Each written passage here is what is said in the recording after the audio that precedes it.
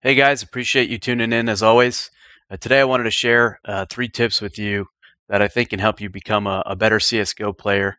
A couple of them can help you be better at life in general, so they apply certainly wider than just gaming and gaming specifically with Counter-Strike Global Offensive. They're a bit different tips than you would get elsewhere, so I'm not going to be talking about things like crosshair placement or holding an angle or where to throw your flashes or smokes on a given map. But I think that makes these a little bit more fun. And some of them you can put into action in literally 10 seconds. So hopefully you guys enjoy. And if you have any questions, feel free to post it in the thread. The first one that I wanted to go through has certainly benefited me over the years in Counter Strike, but then also outside of Counter Strike, just in the real world. Um, if you're one of those gamers that you spend all night playing, your team has practice from like 8 p.m. to 2 a.m. And you try to absolutely maximize every possible minute of your awake time, you probably aren't getting the amount of sleep that you need. And I'm not here to say, hey, listen, you need to get 9 hours of sleep. If that's going to impact your schedule and you're cool with that, that's fine. But if you're like me, if you've ever done that, and then you got to get up early for work the next day, you turn on zombie mode where you're kind of just coasting. You're not really a fully functioning human until you start pounding some energy drinks, and then you kind of repeat the process. And then usually the weekend comes and you kind of sleep it all off and eliminate your sleep deficit. This way is a little bit better, and it's easier to do and it's faster. You guys have probably heard the term of a power nap before. If you've never taken one and you're feeling kind of groggy or tired, I highly encourage you to try it. It's essentially a very, very short nap. I think that they say here it's at 6 to 10 minutes, can be as brief as they are. For me personally, 15 to 20 is what really does it for me. But there's been countless studies that have shown that if you take a 6 to 30 minute nap somewhere in that time range, um, the benefits are immediate. You wake up, you feel completely refreshed and restored. Um, they've shown there's a great study that was done by NASA that showed that that you can do your alertness goes up. So this is one, if you've ever driven and you start to kind of to get tired, pull off the road, take a 10-minute nap, and you'll be able to drive for hours like you had the best night's sleep before. Response time, reaction time is a huge one for us as gamers. Obviously, the shorter your reaction time, the better. And if you are going against somebody that's got really good aim or just as good aim as you, whoever shoots first is generally going to win. So if this is something that gives you a little bit of a competitive advantage, it's obviously something that you'd want to, spend 10 to 15 minutes to do, even if it's right before your practice. And the other things, cognitive skills, the ability to focus, to kind of process things. I think there was one that mentioned something around puzzles. So if you're in a situation where you need to kind of outthink a player on the other team or a couple players on the other team, maybe you're in a clutch situation, having a short power nap can help you.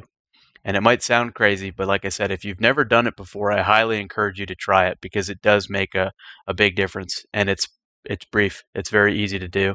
You just take a nap, set an alarm 10, 15 minutes out, and when it wakes you up, get up, walk around, and I promise you, you'll feel so much better.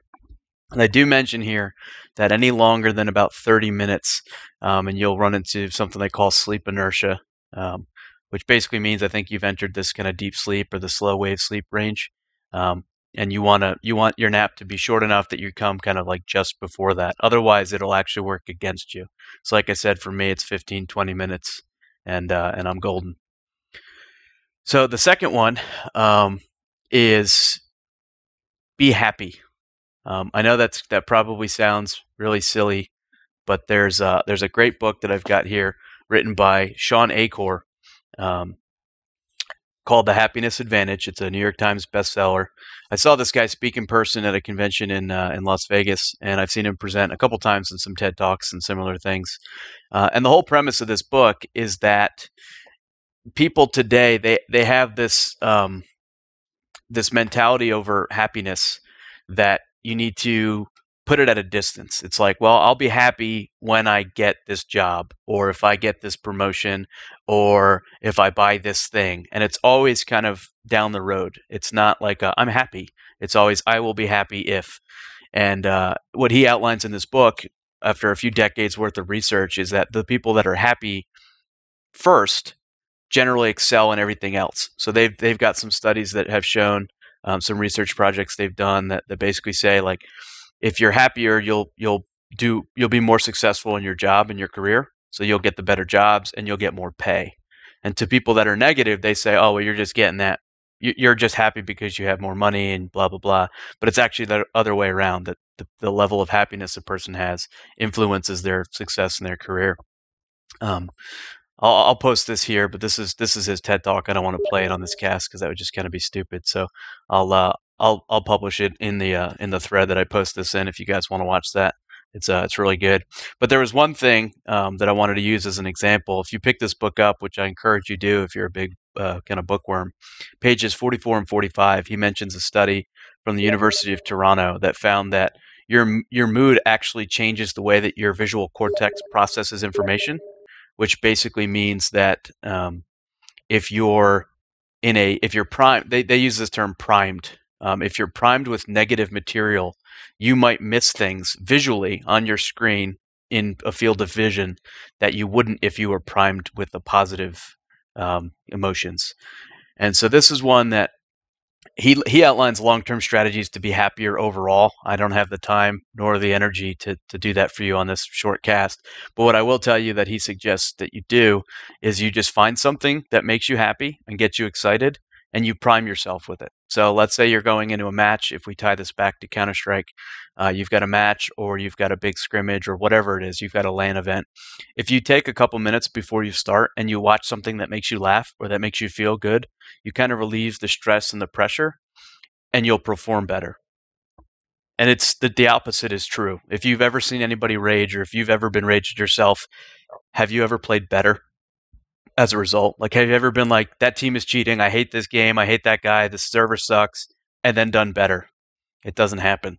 And they've got scientific evidence that shows that you can perform better if you're in a better state of mind, a more positive mood. So if you're raging and you're one of those people, you need to get that under control, because it's going to influence your play. And that's not to say that you still won't be good or hit your shots, but you're lowering what your potential is for your skill ceiling. So that's the second one. This third one is the one I promised you can do in 10 seconds. That should reduce your reaction time by 7%, and it's very, very easy to do. I read this article the other day. Basically, chewing gum or sunflower seeds or whatever it is that you want to chew while you're playing, it stimulates areas of your brain that, and it allows for, I guess, greater blood flow. Stumbling over my words there, and it also elevates your heart rate. But in this study, they had people watching a screen, holding triggers, and when something happened, a visual cue would say, "Hey, like, push this button, do whatever." And the people that were chewing gum or were chewing anything had a 7% decrease in their reaction time, which for them was an average of 36 milliseconds. If your reaction time is almost 40 milliseconds for something in Counter-Strike, you're probably going to die. You're probably going to get fragged. So if you can bring that down, and then chew some gum and bring it down even further, like I said earlier, if you're going up against somebody who's got the same accuracy or positioning as you, whoever fires first is generally going to win. And this is just another way that you can give yourself a little bit of a competitive advantage, a little bit of an edge over your competition. So those were the 3 tips. Hope you guys enjoyed this. If you had any questions or you wanted to discuss this, please feel free. If you're not registered already on the forums, go ahead and register and post up. And I'm happy to answer any questions about the book, or anything around power napping. If you guys have any questions, just post them up. Appreciate you guys tuning in as always.